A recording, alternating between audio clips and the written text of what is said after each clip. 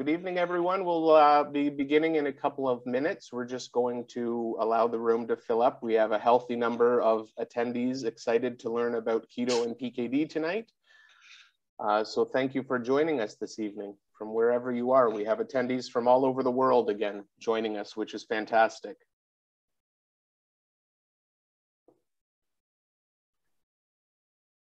So tonight's webinar, of course, is on the clarity on keto for PKD and is it right for you? That's the topic that Jessianna Saville will be covering. A little bit about Jessianna. She is a renal dietitian and founder and owner of the Kidney Nutrition Institute and the nutrition nonprofit RenAlign. After working 8 years in the dialysis setting, she decided to fully concentrate her energy on her virtual practice and helping provide early nutrition intervention for kidney disease clients.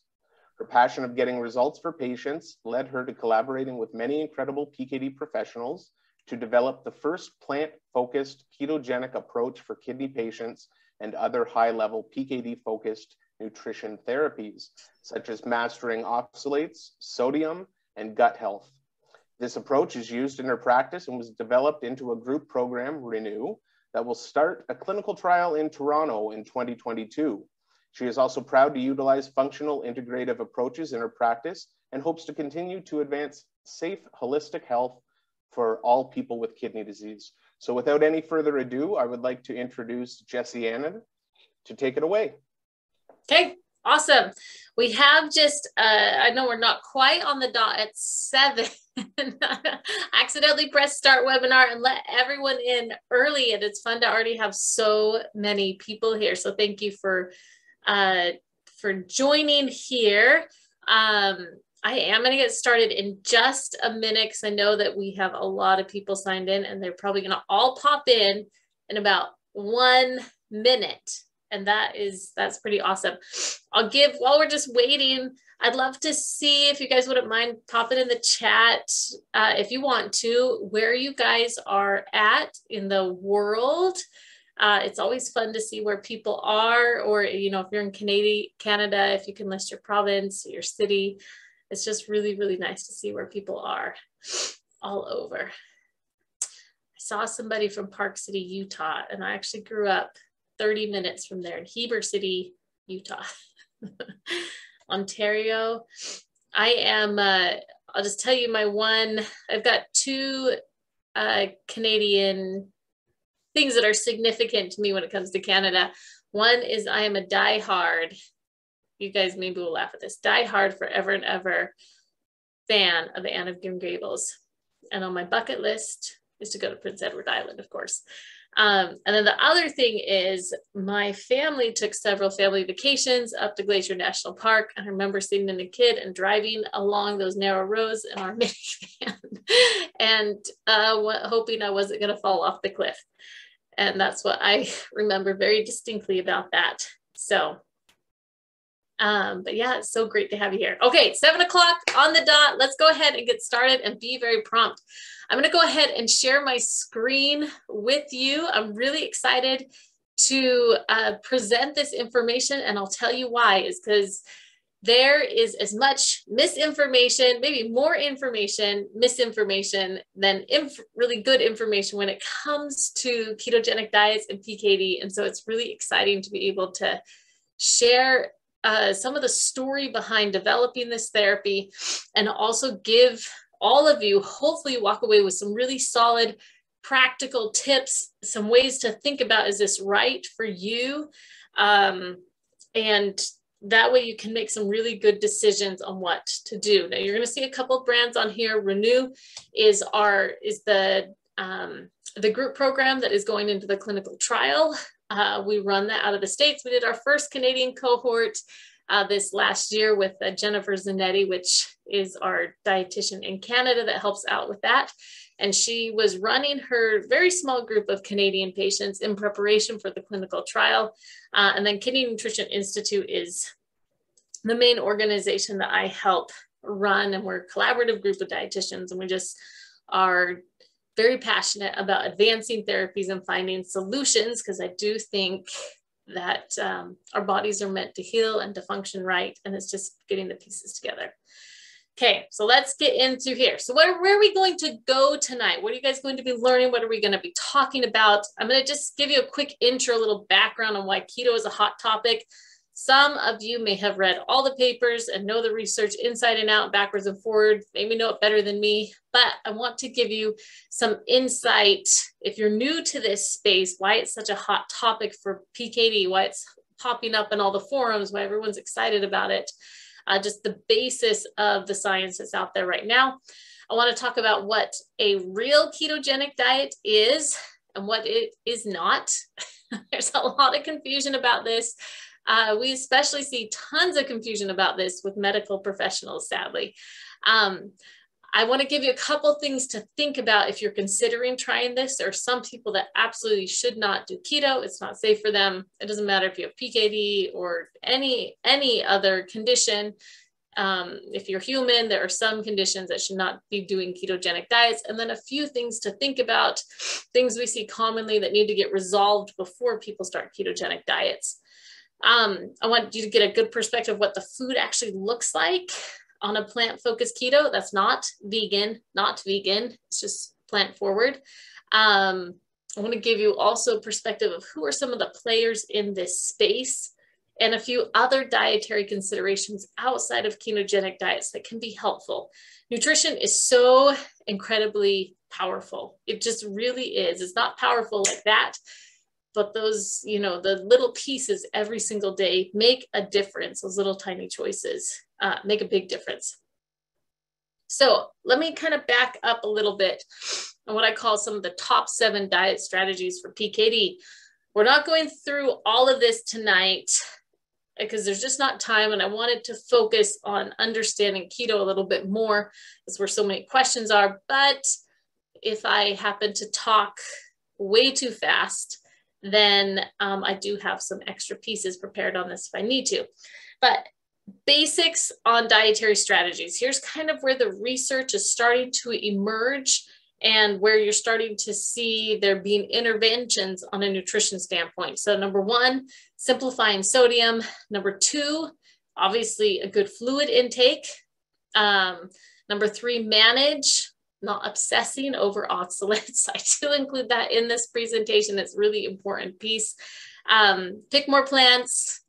Pick more plants. I said it twice. I can't ever value enough how incredibly important plants are for kidney health. I mean, for all of health, but really in kidney health. Cut carbs or consider keto, and then being able to have a good plan for protein. This is kind of the pieces that we're arranging as dietitians, putting it into what you actually eat to make a strategy. We're going to Sorry to interrupt. Jessianna, yes, are you trying to share your screen? I am. We don't see it. We're looking at your smiling face. I'm so sorry. Okay, let me share. Okay, so we'll just jump back a slide or two. I'll go back a slide or two. Okay. Hold on. I'm so glad you popped in because pictures to me are everything.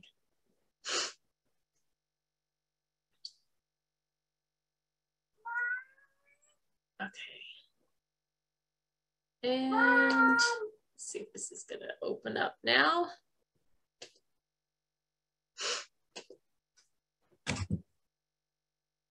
Okay. So, all right. So I already went through this, what we're going to be talking about tonight. And then this is the part where I know people are going to want to do a few notes. I'm going to just, while you guys are jotting down a few notes here, I'm going to just grab my door here. My husband has my kids tonight. Sometimes they like to talk under the door if he's not watching. I don't want us to be interrupted.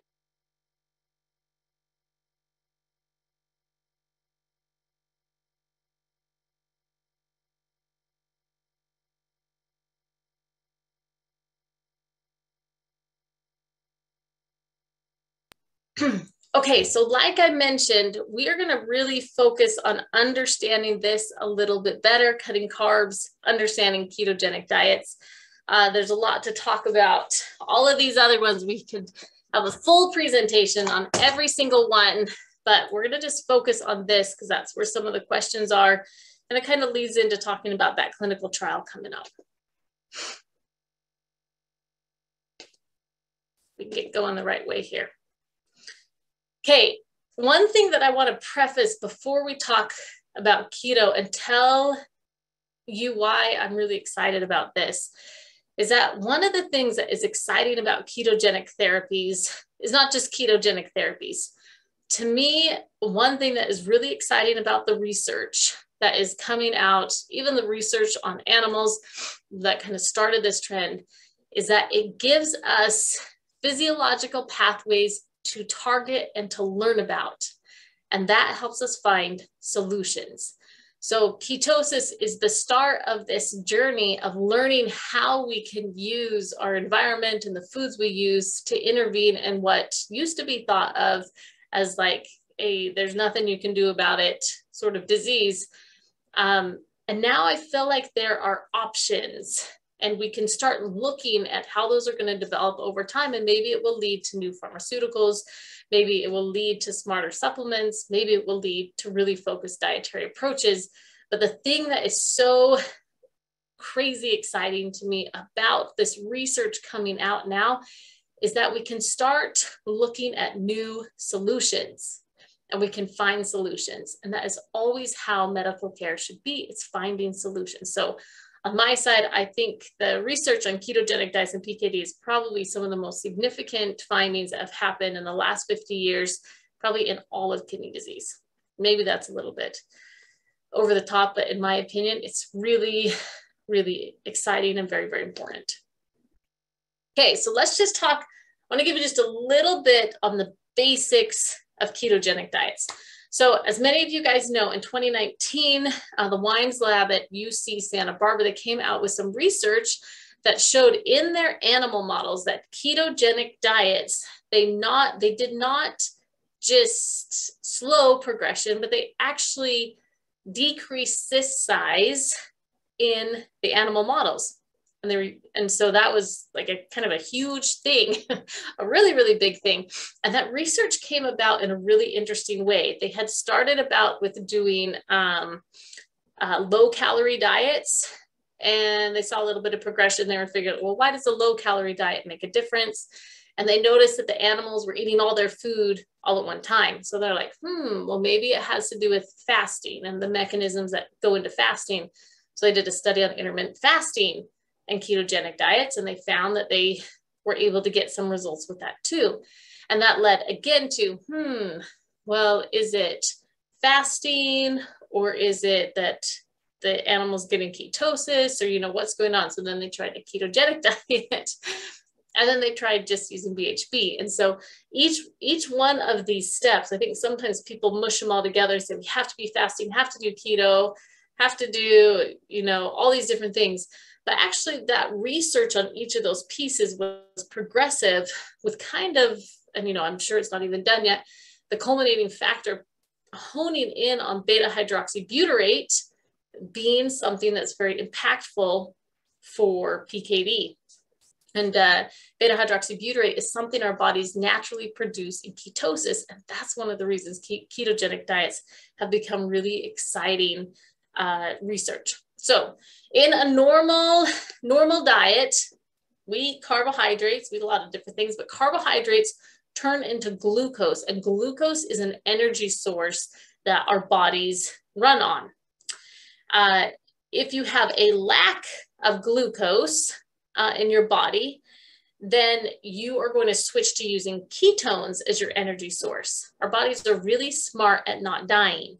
And so they're going to switch and use ketones in our body instead. And that's what a ketogenic diet is. What we see with ADPKD in the research right now that we have in the animal models is that those carbs generated glucose, and then the cysts were growing off of that glucose. Cysts love sugar. They love the glucose in our system that comes from carbohydrates. One of the things that was driving cyst growth in the animals models. And so that's where ketogenic therapies come in. The good news, like I said, is that when you look at these two energy sources, glucose or ketones, that in polycystic kidneys in the animal models right now, is they saw that those ketones do not drive cyst growth. And in fact, they saw that there was cyst reduction. So the big question then is, can we replicate that research and that outcome in humans, because if you can reverse the disease state, that is so, so incredibly important to understand and to be able to explore. Because it wasn't just they stopped the cysts from growing, it was like the cysts actually shrunk, like the disease reversed, which is big. It's just so big, as you guys know. So ketogenic therapy, right? Let's understand what that actually is. It's a low intake of carbohydrates, right? And this means that you're getting that lower push of glucose in your body. It's a high intake of fats. It's not a high intake of protein. This is one of the most common misconceptions, is that a ketogenic diet is low carb, high protein, high fat. It's not. It's low carb, moderate protein, high fat. Our approach that we use, especially for later stages, is definitely more protein controlled. People at higher stages don't have to have quite the same restriction on protein, but definitely later stages they do. So it's a high intake of these healthy fats that causes you to get ketones in your system. Historically, it was used in epilepsy and other neurological conditions. There's been more and more research, exciting research on ketogenic diets for all sorts of things, from cancer to even anorexia to mental health. So there's a lot of things that are like ketogenic therapy is really getting a lot of notice even outside of ADPKD. In ADPKD, theoretically what they're seeing is that you starve these cyst cells. That's one of the mechanisms, because they don't have glucose to run on, and the ketones tend to turn things around just a little bit, and that can reverse the disease progression. And I put here twice in, again, ketogenic therapy is not high protein, it's high fat. It's a really, really important designation on being able to get good outcomes. You can have a really high protein, low carb diet and moderate fat, and you won't get in ketosis, because carbs can turn into glucose, or some protein can turn into glucose. So here's just a little bit more. I love this picture from the studies on it. Again, here's a high carb diet with intermittent fasting or ketogenic diets or BHB. They see that you get the cyst reduction. The cysts, you have this inhibition of cyst growth on these therapies. So really, really good visual for us there. The other piece that I think is really important to think about, because it plays into how you manage your ketogenic therapy, is oxalates. And I'm just going to move this. In fact, I'm going to move it out of the way. So oxalates are non-nutritional component of food. What they saw in some of the research as well, this is also from the Wines labs, is that calcium oxalate crystals, these little tiny microcrystals, were coming into the tubules, and the tubules' response to get rid of these little crystals that are in there, I mean, they're sharp, right? Calcium oxalate crystals are kind of sharp, is that they expand the tubule, and that expansion of the tubule was also potentially driving cyst growth. So the theory is, if you can reduce the presence of these microcrystals, we'll talk a little bit more about what that means to manage oxalates, then you should also have reduced progression of the cysts. This is not so much reversal like you see in ketogenic therapy, but it's a proactive way to not advance cystic kidney disease. Okay, so a couple update on the research, then we'll get into the good stuff, the really good practical information coming out. You're going to see more and more studies coming out on this, which is good. That is how we learn more and we're able to really dig into what's going on. So a couple of things. This was done, this paper actually just barely came out, just barely got published. And it was a kind of a retroactive look at people who had done a ketogenic therapy. They heard about keto, might be helpful, what happened to them. And while it's not a really, really great study, because they just, it's hard. There was, a lot of variables you can't control for. The part about it that is important is hearing if a ketogenic diet was feasible and if people at all were seeing any changes or results, that's what they saw was happening. Now, That's not an absolute causation that ketogenic diets are going to, change your symptoms, hypertension and EGFR, but it's a really important starting point because then it causes you to say, okay, like there may be something to this for humans. Let's investigate more. Let's learn more about it. We also published a patient recently about our first round of the Renew program that we did about a year ago. And, we had 24 people in that first group, and we wanted to see the feasibility of doing a group program for people to be able to learn this. And while we saw that it's definitely feasible to do a plant-focused ketogenic diet, we also saw that there were other improvements as far as, pain levels and weight loss and hypertension and GFR changes. So, that's another important piece as well. Just gathering information about what happens when people try a ketogenic diet, and then that's what leads into clinical trials. One thing that I feel like is really important in the, for all of us that are trying new therapies is that we have open, frank conversations with our doctors about what we're trying, because for the medical interventions to change, doctors and professionals need to have information on what happens when people try it, because that ends up being where questions happen. And then you have clinical trials. And in clinical trials, you really start to see better and better answers to the questions that are out there. All right, I told you we'd get to the good stuff, and here we are. So let's just talk about, is the ketogenic diet right for you? I hope if you're new to ketogenic therapy, maybe you picked up a few new ideas and thoughts about where it's coming from. So let's say you're like, well, I'd maybe like to try a ketogenic diet. I don't know. My doctor says I shouldn't do it, but I'm really curious about it. I notice other people are doing it. We're going to talk about, is it right for you? You have to always remember nutrition is individualized. We're all so very different. And what works for one person doesn't work for every single person. Oh, we went the wrong way. Okay, so let's talk about absolute contraindications. This means that if any of these are things that are your diagnosis or something that you're dealing with, you should not do a ketogenic diet. And again, this is across all humans. Any human with these particular disorders should not use a ketogenic diet. It would go poorly. So fatty acid oxidation disorders, fatty acid transport deficiency and disorders, and then other conditions like porphyria, PC deficiency. Those are all things that you cannot do a ketogenic diet if you have those conditions.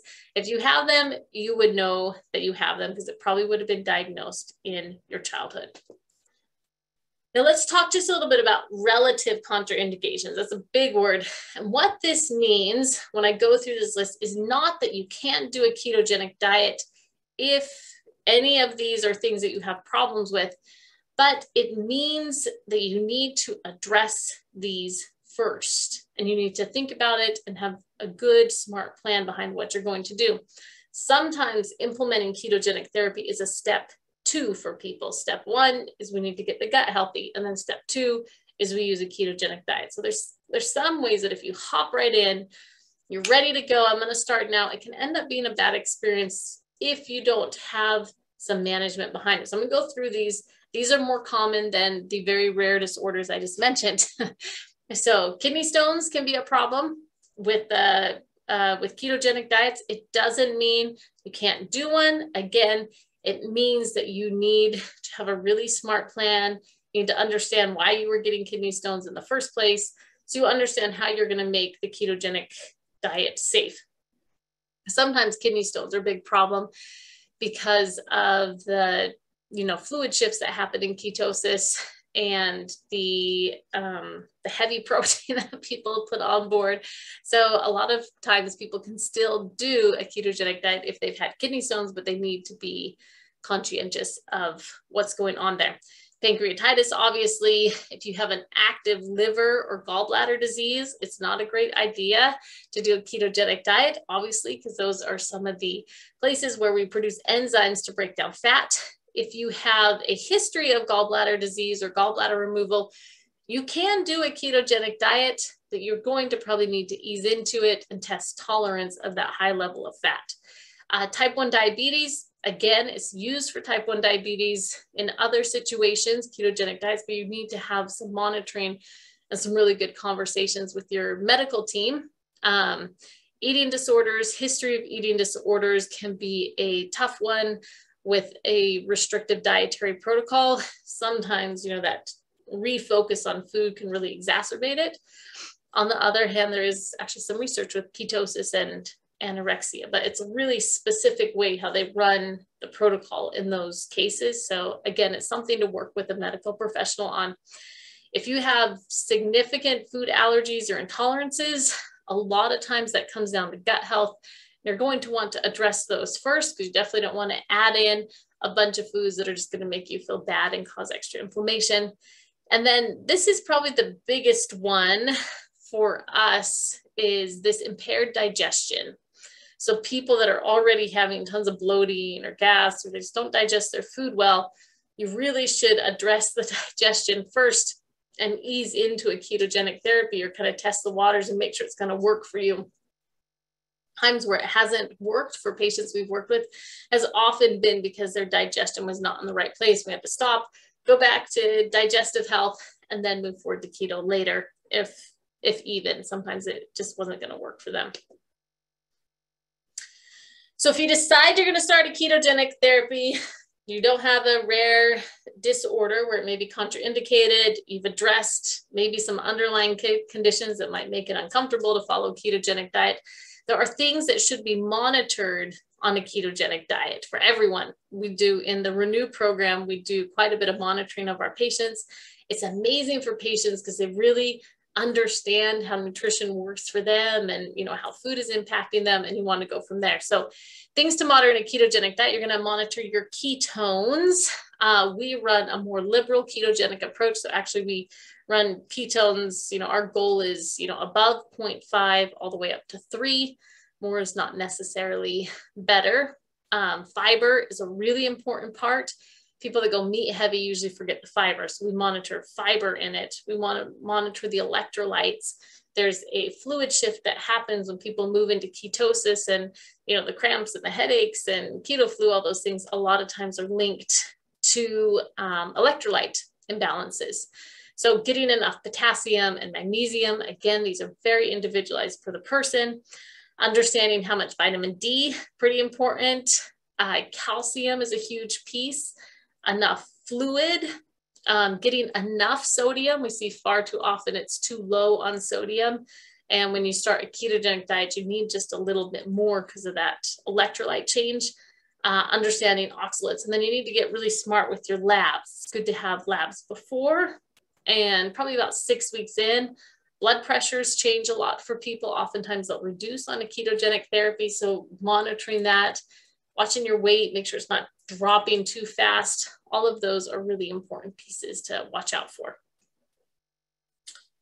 Pain is another thing we like people to hone in on, because a lot of times they'll see pain reduction as part of ketogenic therapies, which is pretty cool. Can't get this going in the right direction. So what can you do to start a kidney-friendly ketogenic diet? Now, when I say kidney-friendly, what we have done in our practice is we took the principles of plant-based diets, and then we overlaid them with kind of how can we fit a plant-based diet into ketosis? Are those going to work together? And that is how we came about with the way that we work. We are learning stuff every single day. Things are modifying every single day. We actually did not start by including even chicken in our approach.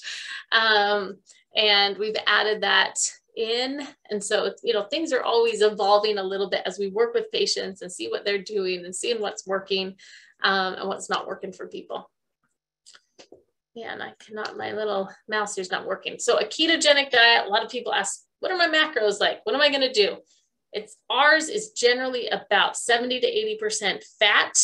Our carbohydrates are 10 to 15%. And this is if your total calories you're going to eat in a day. And then your protein ends up being about 10 to 15%. So if you were eating around 1,800 calories a day, your total amount of net carbohydrates, and that's carbs, total carbs minus the amount of fiber you eat, the total amount of carbs you eat might range anywhere from 30 to 45 grams. We individualize it on the person. If we can't get them in ketosis, we drop it lower. We don't like people to have to be, because it's plant focused, you're going to have just a little bit more carbs than a very strict ketogenic approach that focuses on 20 grams of net carbs. And then for us, we do a moderate protein approach. I think, as I mentioned before, people at much higher stages, more kidney function, they have a little bit more wiggle room with how much protein they do, and they might include a little bit more. We use nuts and eggs and fish and the right brands of tofu, and we use seeds as protein sources. Chicken, we have started including a little bit more. Carbohydrates, we use some small portions of some fruits, berries, and pineapples you'll see in some of our recipes, but a lot of vegetables. It's really, really a beautiful, colorful diet. And then a lot of good fats, from olives to avocado to coconut to a lot of good quality olive oil. Those are some of the things we include as a very fatty source. Plus, some of your things like fish can be very fatty as well. So how do you build a PKD keto-friendly meal? For us, we think about it first from the vegetable standpoint. So we talk about build, a good source of vegetables. Maybe it's a salad for lunch. Actually, I really like ketogenic diets, and today that was what I ate. I ate a ketogenic diet. So for lunch, I had a really big salad. I usually go do a savory dressing, and then I'll put extra olive oil on it, put an avocado on it. But you'll choose your vegetable, choose some healthy fats. If you're doing a salad or stir fry, it's usually going to be an oil of some sort, or avocados added over everything.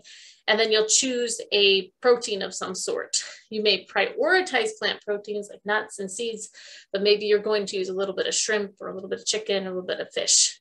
And that's how you build out this ketogenic approach, with a lot of focus on getting enough fat in so you have enough calories. This is just a few examples of what a ketogenic diet can look like.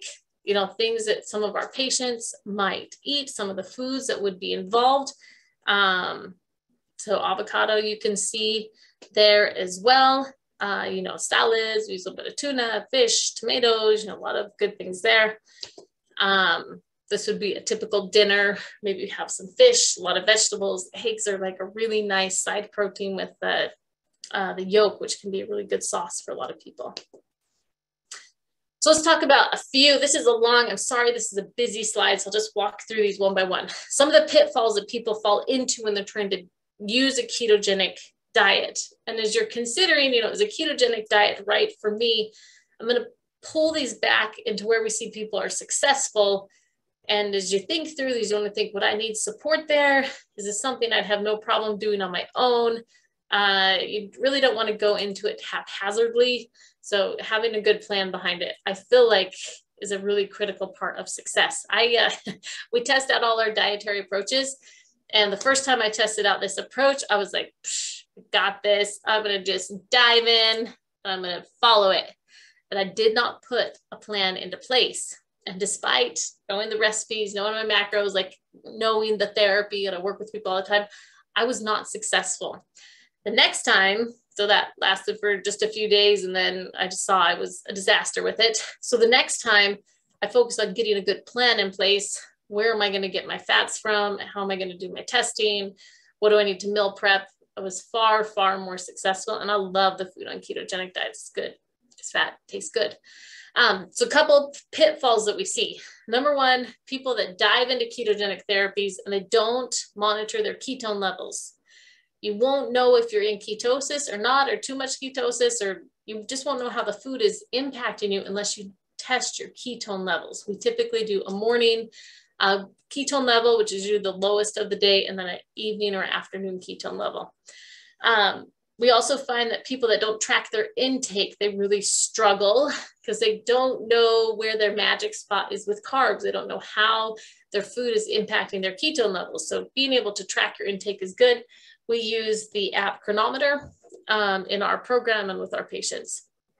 Not paying attention to your body cues.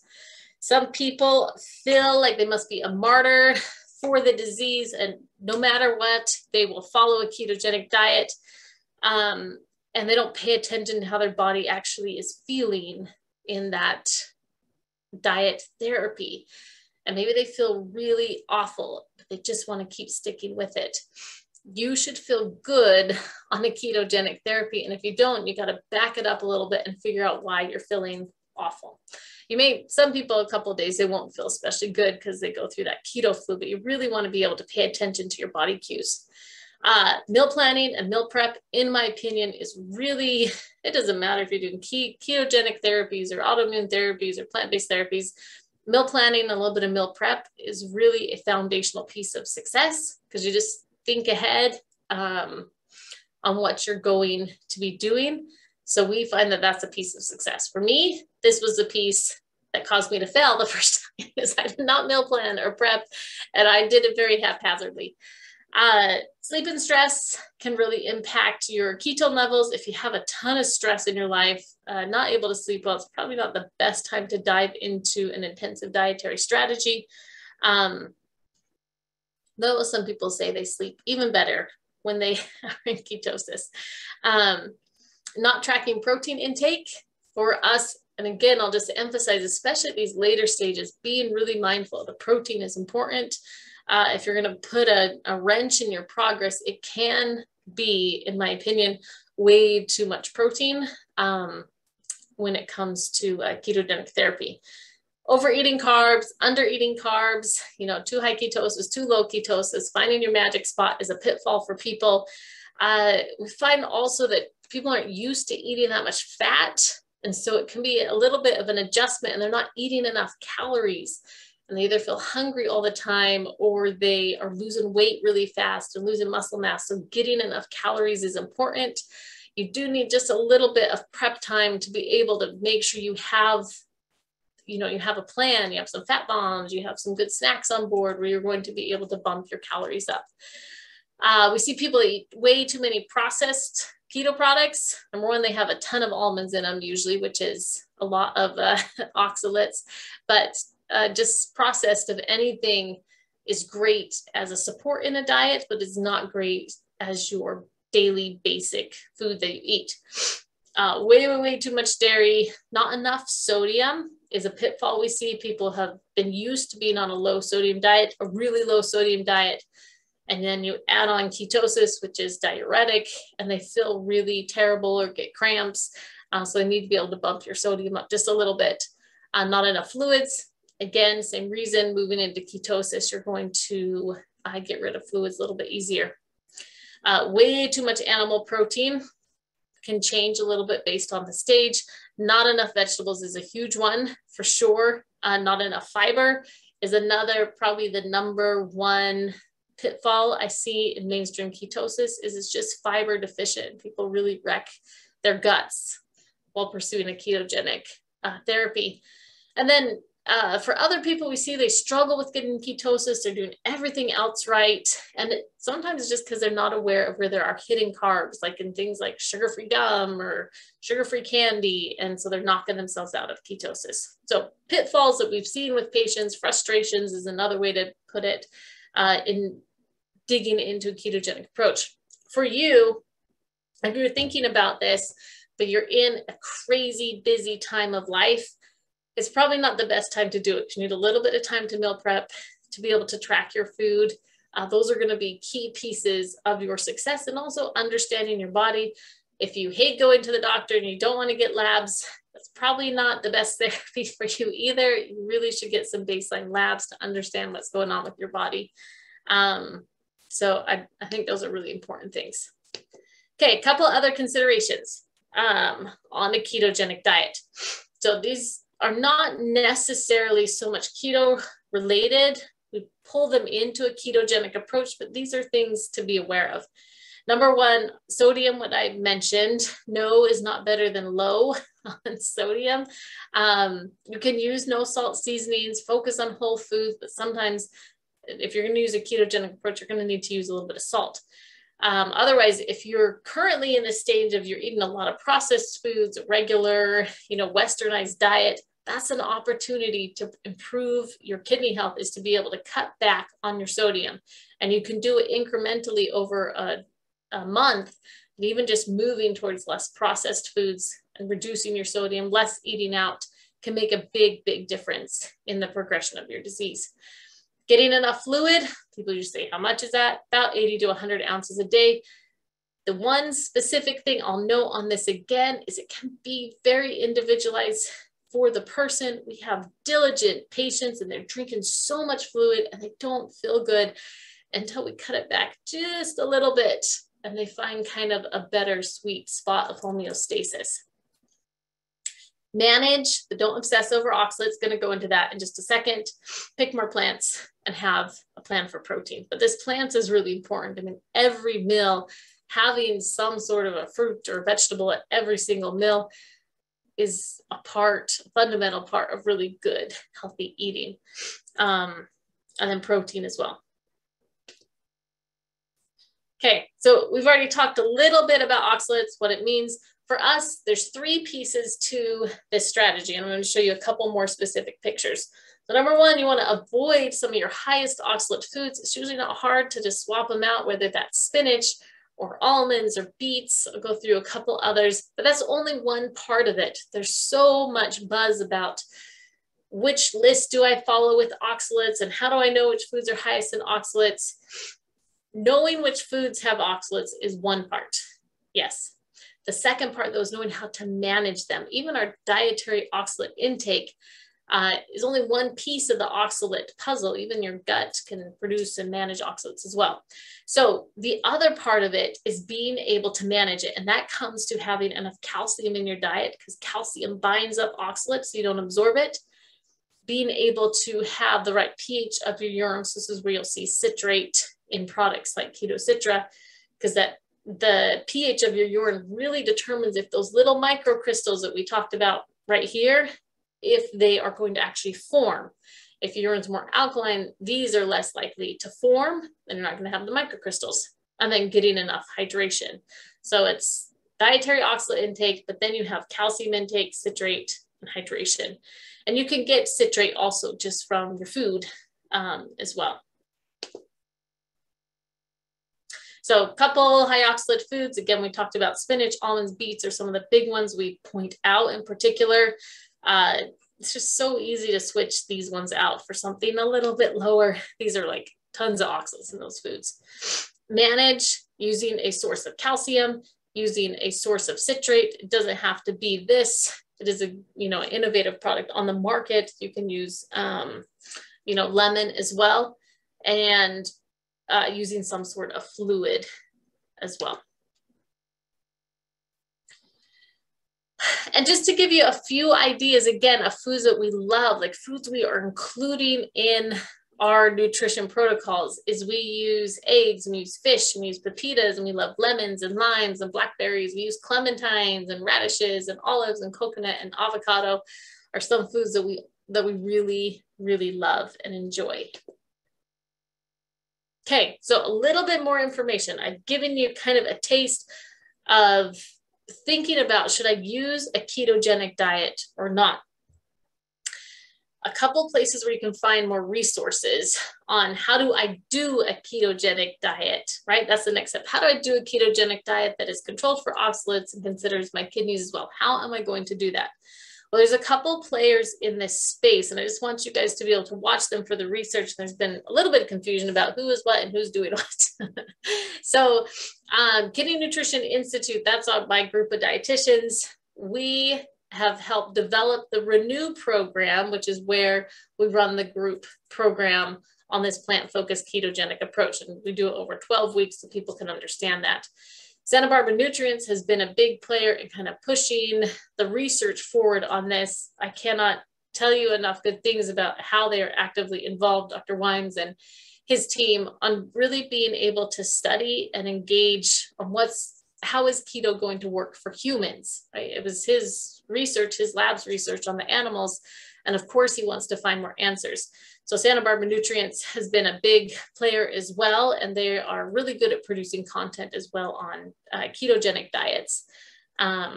So a couple of other places that are running studies that are involved in this ketogenic therapy for PKD, which is exciting. We need to have more research because we need to find more answers about it as well, is in Germany, Dr.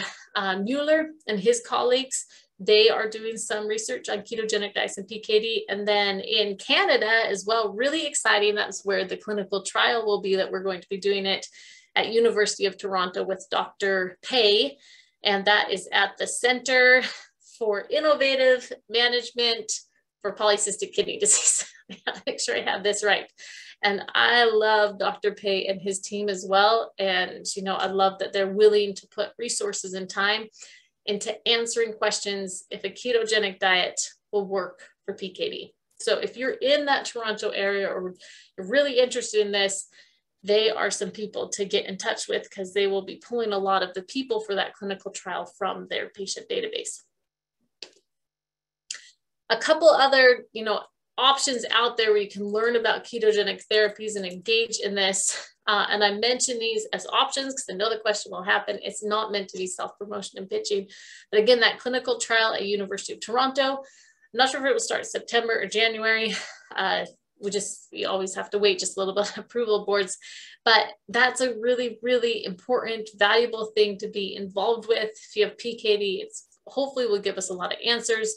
Renew.org is our website for the group program. The next group program will run in January. Kidney Nutrition Institute, we run a PKD community, which is just a monthly community where we have classes and resources and recipes and meal plans for people that want to, you know, slowly learn about ketogenic therapy. Santa Barbara Nutrients runs a database of practitioners. So you can go on there if you want to work with someone one-to-one. Really great idea to find someone that'll be on your team, your coach, your cheerleader. You can look at the PKD Nutrition Facebook group. It has a really long name, so we always call it the PKD Nutrition Facebook group with a long name. But that's something that we moderate, and we release recipes every week. And there's a lot of chatter about, oh, I got this result, and what did you do, and how do I find the right list for oxalates, and that sort of thing. So it's a pretty active group and a good place to connect about that.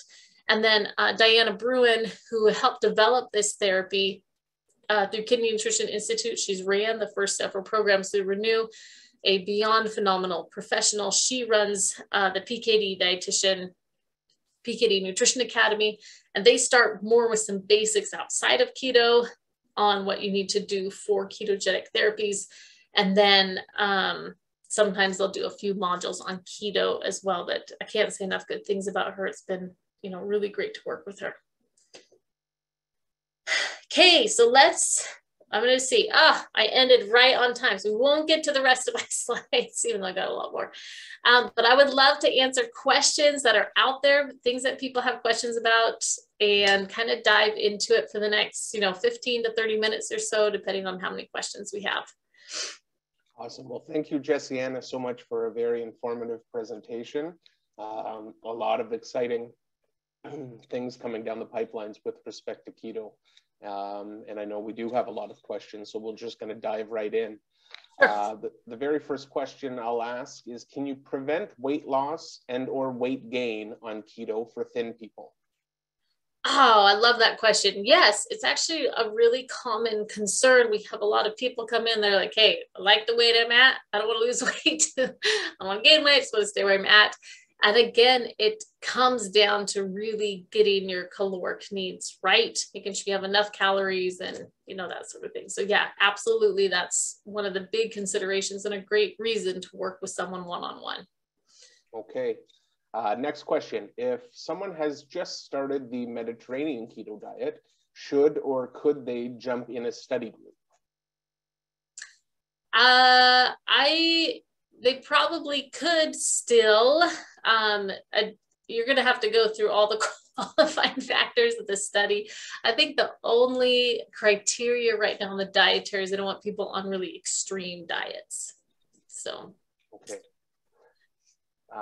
Does polycystic liver from PKD count as liver disease? That means you shouldn't do keto. Good question. So we have quite a few people with polycystic liver, because they often go hand in hand, that still do ketogenic diets. Some of it depends on how advanced it is and if it is starting to interfere with your digestion and how you feel overall.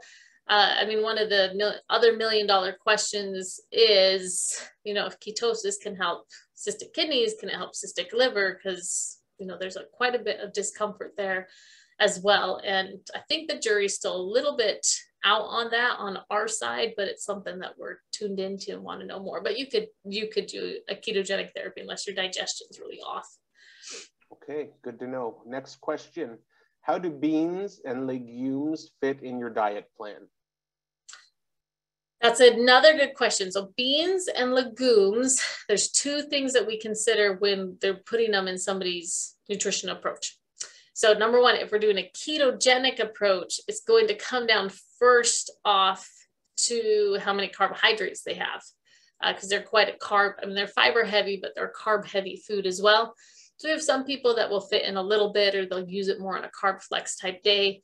But that's the first consideration if you're doing ketosis, because you can't eat too many beans, no matter how many oxalates they have on a ketogenic diet, and stay in ketosis because they just have quite a bit of carbs. Otherwise, if you're just focusing on oxalates, there's some beans that are higher in oxalates versus others. For example, black beans are quite high in oxalates. And so it's just knowing how, if you're going to eat that food, how you're going to manage it with the calcium and citrate. Okay, good insight. A question from the chat group. By ketone levels, are you referring to BOHB on lab testing?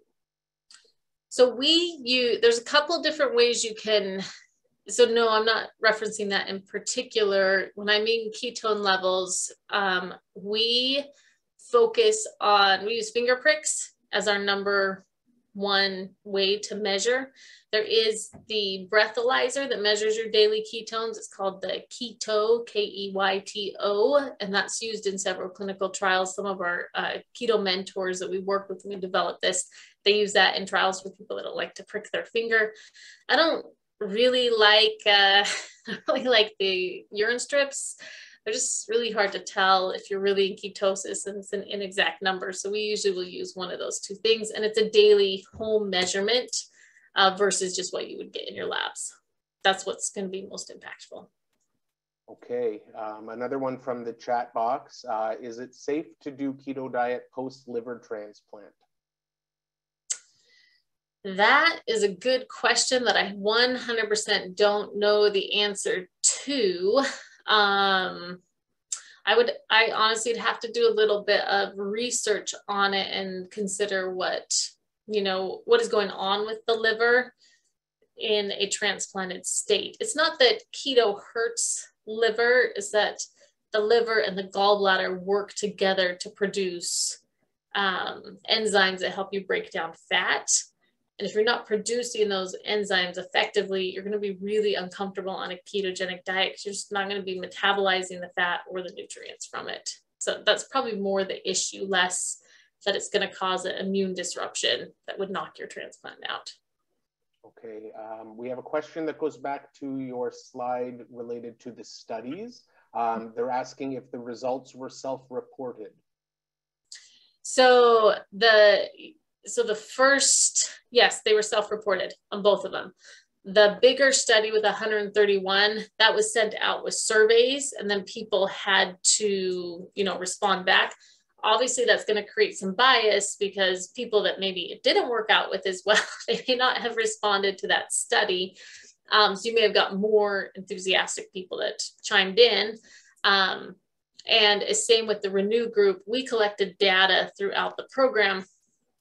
But it was a survey that went out on the feasibility. That's really, the study was not so much on clinical outcomes.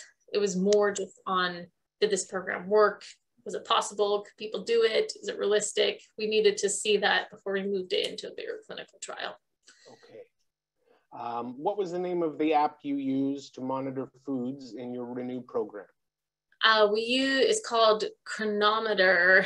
I'll just show you real quick on my screen. Or Chronometer. No one actually really knows how you say it. So we say it both ways. This is it right here. chronometer is what it is. And it's really nice for us to monitor from this area. So. Great. Okay, thank you. Next question, are you testing ketone levels via blood or urine? So per my last comment, breath or blood.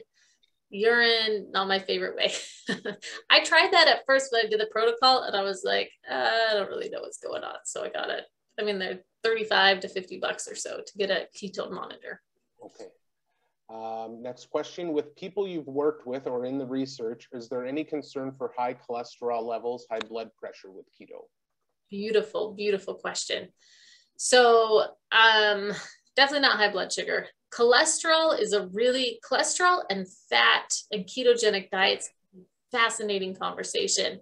So to keep my answer short, let me just give you a little bit of perspective. Most people in the first 90 days, they will see their cholesterol levels go up, and then not everyone, but a lot of people, they will come down after that point. So we've had some people where we really struggled with getting their cholesterol levels in the right place, but those are far less than the people where we saw improvements on a ketogenic diet. Fat, the story behind fat drives high cholesterol is a long engaged medical myth that is not true. So it's not simplistically true that fat causes high cholesterol levels. There's a lot more that goes into cholesterol and lipid levels than just fat, inflammation, even carb loads, and just fiber amount, genetic propensity. So you can't make a high fat diet say it's going to cause high cholesterol, because that's not consistent in the research anywhere for ketogenic approaches. Okay. We have an anonymous question here. What do you swap cocoa nibs for? Carob and white chocolate are nasty. Someone doesn't like white chocolate. I cannot agree with you more on carob because I think it's gross. White chocolate and cocoa are actually pretty similar, even on their oxalate and content. I think if chocolate is your first or second love or third love or your absolute must, I'm a chocolate lover too, that you would find the right portion to put in your diet to make it work for you. And remember, chocolate's concern is more about oxalates. It sometimes gets on the no kidney list because of phosphorus, but the big concern with cocoa and chocolate is really the oxalates. So if you pull back that principle of manage, don't obsess over oxalates, you would be combining a cocoa source in your diet with a good calcium source as a first step. Okay, so speaking of phosphorus and then calcium, I'll ask you this question first. So please explain how a CPKD patient can undertake a keto diet when avocados, beets, mushrooms, spinach, and nuts are high in potassium and phosphorus. So there's a lot of pieces to that. So number one, every person is different on their potassium needs. Just because you have kidney disease, this is, the most perpetuated myth on the internet. Just because you have kidney disease does not mean you need to have a potassium restriction. Not true. Totally a myth. Potassium is not hurt your kidneys. Some people are not going to balance it well because of their kidney function level or because of a medication they're on. And so they may need to be conscientious of potassium, but it's not across the board. So we use avocado frequently in our protocols, and that's one of the monitoring points for our patients. If they run borderline high on their potassium, then when we start the protocol, we get it tested 2 weeks later and see where they're at. It's been really rare for us to see that dietary potassium is going to bump their potassium levels way up. So, I mean, that's one thing to think about on potassium. Spinach, we actually don't use spinach because of the oxalate count. It's just not part of our protocols. And again, spinach comes down to potassium in most of the no lists out there. So did I miss anything? I feel like it was a long question. No, I think that covers it. Okay. But now speaking about the dairy, there are a number of questions coming in with respect to milk. how much, or alternative options to get your calcium? Sure, good question. Not everyone tolerates milk products very well. They just don't tolerate them well. So other sources of calcium that we use is we will use tahini, and sesame seeds can be a good calcium source as well. We'll use fortified calcium, like coconut milks or almond milk, not almond milk, I'm sorry, rice milks. Flax milk is really, really popular. A lot of people love to use flax milk that's fortified with calcium. So that can be one couple ways to get in a little bit more calcium. Sometimes if it's a matter of lactose intolerant, we're not going to use milk. We might use a little bit of cheese or a full fat yogurt instead as a calcium source. And that can be a good way to get some calcium in as well. We try as much as possible to steer away from heavy calcium supplementation.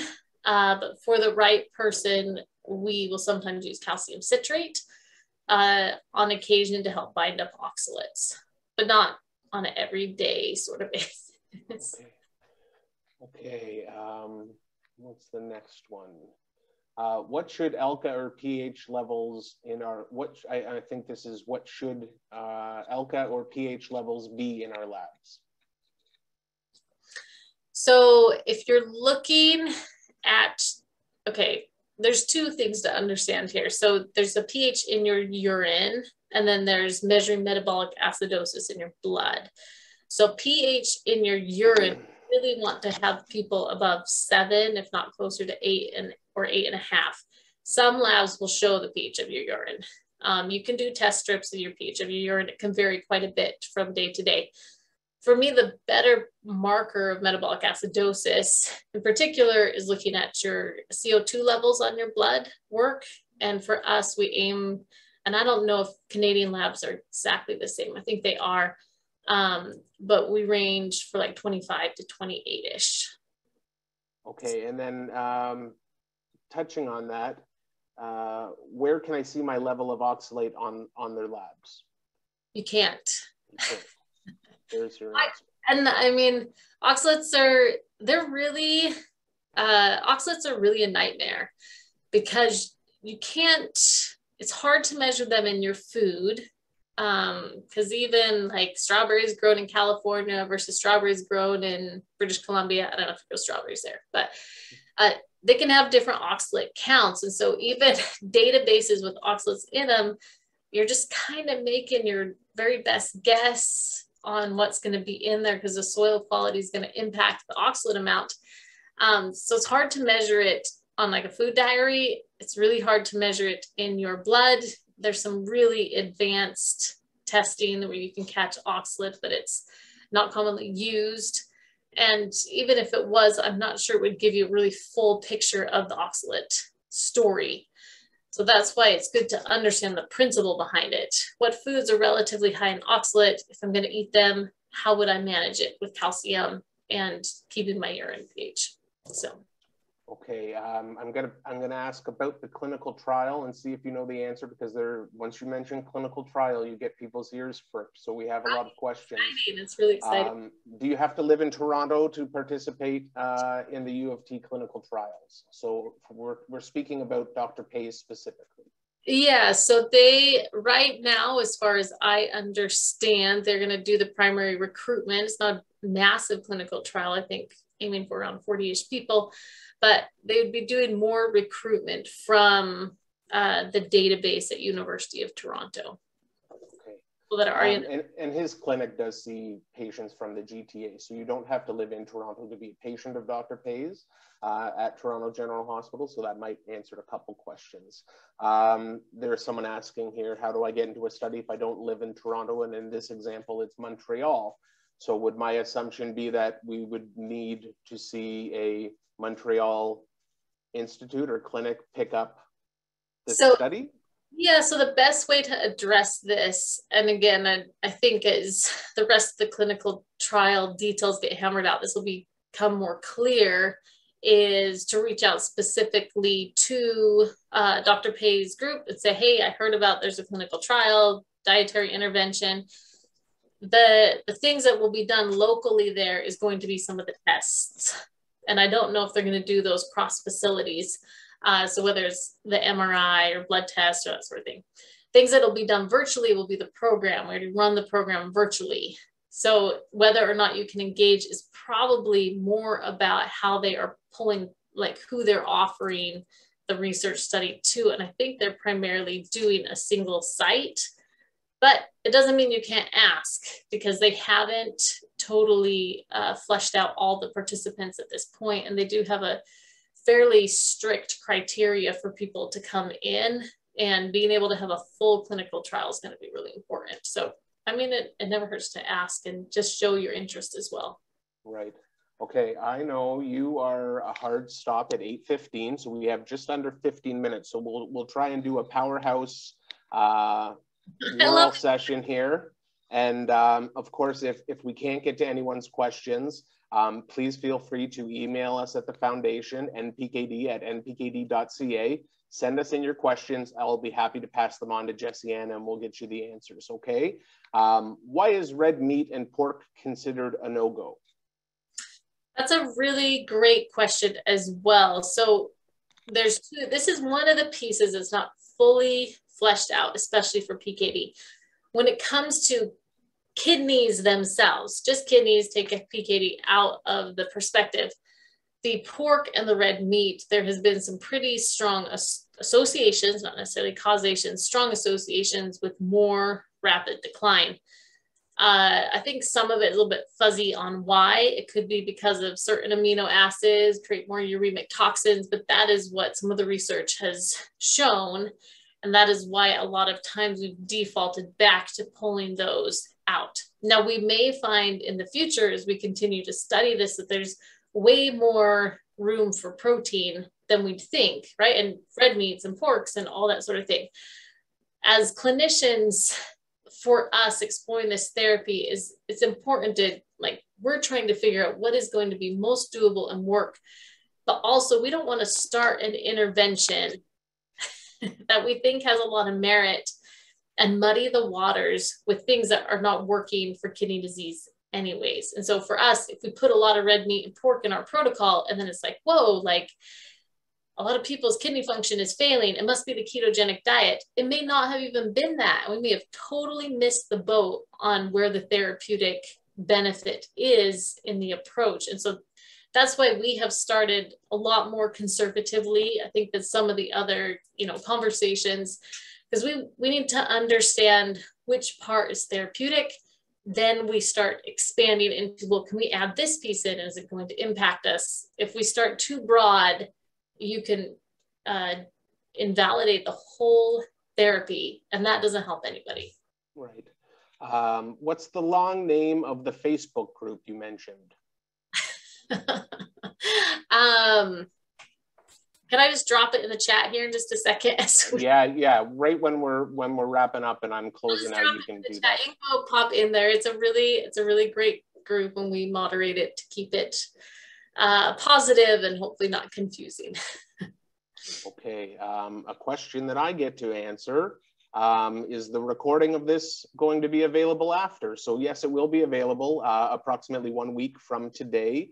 All of our webinars, past presentations, are housed on npkd.ca/webinars. So we will send out an email. If you join our mailing list or you're already a member of that, we'll be sending this out in the newsletter as well and promoting on social media. So long story short, just follow along the PKD Foundation of Canada wherever you can, and we'll be sure that you get this recording. And as well, there are a couple questions of how you, the patient, will find out about Dr. Pay's study or the clinical trial. And we will, the PKD Foundation of Canada will be promoting the clinical trial.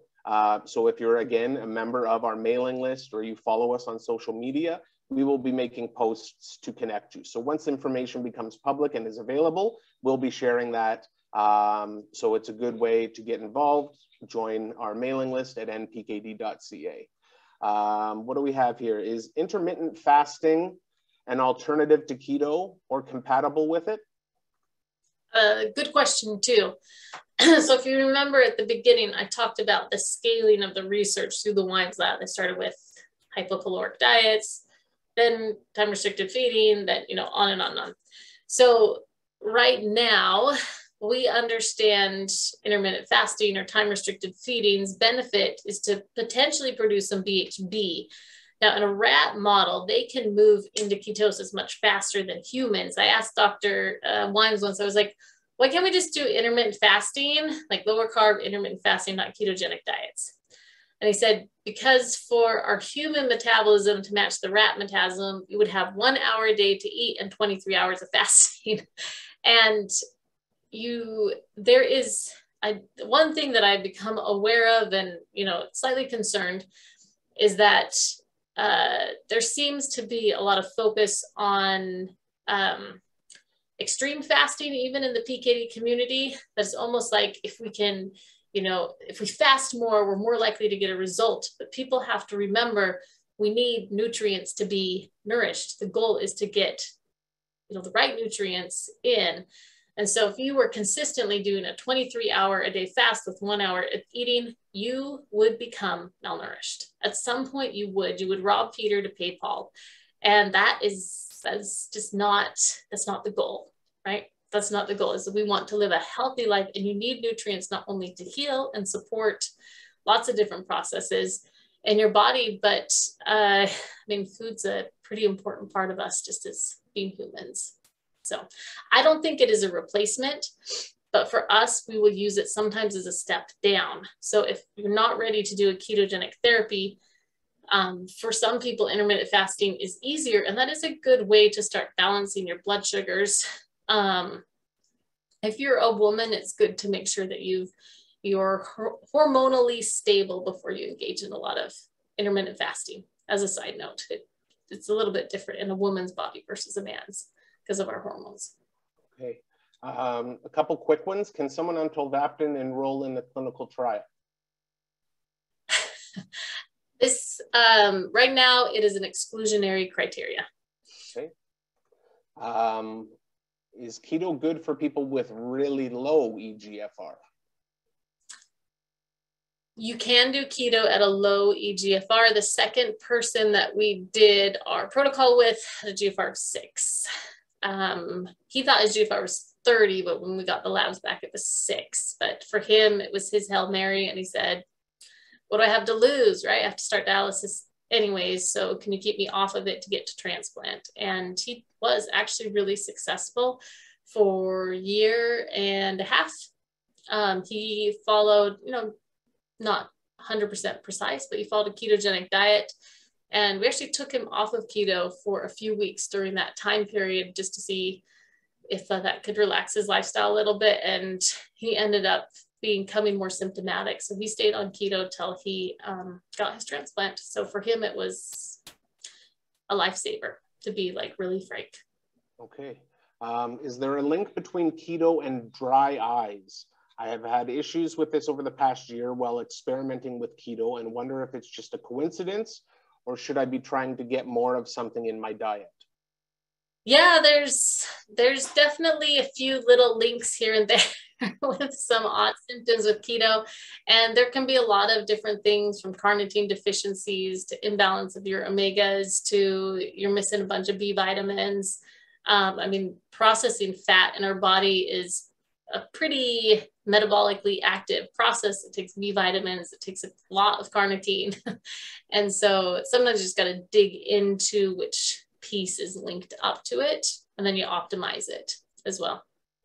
Okay, you spoke to one of the patients had an EGFR of 6. So someone is asking if there's a cutoff for starting a ketogenic diet related to EGFR. Like, is there a no-go? Yeah, that's a good question. So it doesn't matter if you're PKD, CKD, you know, what kidney disease. The first thing to always ask yourself on this question of like, can I engage in dietary therapy now versus like, is it just time to start the dialysis conversation or start dialysis, comes down to a lot about your symptoms and where you're in a lot of ways where your kidney function is falling, it's a really important conversation to have with your physician. For us, if we have a patient come to us and they have a ton of swelling, they have weird taste changes, we can do all the diet therapy in the world, but they really need dialysis. They're just going to need it at that point, and it would not be, I don't think it would be safe considering what the other therapies are that can work faster and easier to remove some of those symptoms and the associated problems with them. But there's not necessarily a cutoff. I mean, with kidney disease, we work with people whose GFR is 3, GFR of 6. The thing that is so fundamental, if you have a very low GFR, is that you must really work with a professional. I don't think it is something to just do on your own, because there are a lot of pieces to manage, from your potassium intake to what's going on with your blood pressure and your anemia. So things are not as stable as someone with a higher GFR, and you need to have good eyes on that. This is not that you're going to drive your kidney function down lower, but you can have other complications that can put you in the hospital. Okay, is keto good for a PKD patient without a gallbladder? Would having a gallbladder impact this? Yeah, I asked this to our keto mentor when we started, and she says she has patients without gallbladders that do ketogenic diets fine. So, I mean, our body compensates over time. What we do for our patients is we do a really good, thorough assessment on how they're already metabolizing fat. And then we'll test out several really fat heavy meals and see how they feel. If they feel okay, thumbs up. If they don't, we'll try a fat heavy meal with some enzymes. And if they feel okay, then thumbs up. If we try a fat heavy meal with enzymes and still feel cruddy, it's probably not going to be the best approach for them. Okay, what will the endpoints be for Dr. Pay's study in Toronto? They're looking at total kidney volume. So GFRs, Does a keto diet help build muscle atrophy? I'm not sure if you're asking, does a ketogenic diet build muscles, or can you get, because you don't necessarily build muscle atrophy. I'm not quite clear on that question. Maybe you can ask. There's another question that was about, where is it? It was about whey powder. No protein. There's one about heavy exercise. So this is another question about weight gain. How safe is whey protein and creatinine powder for heavy exercise? So if it's within perspective of a ketogenic diet, you're going to look at the whole approach. We don't use creatine in any of our. Right. We don't focus on heavy muscle building. There's a lot that goes into muscle other than just protein. So you just want to get kind of a comprehensive look.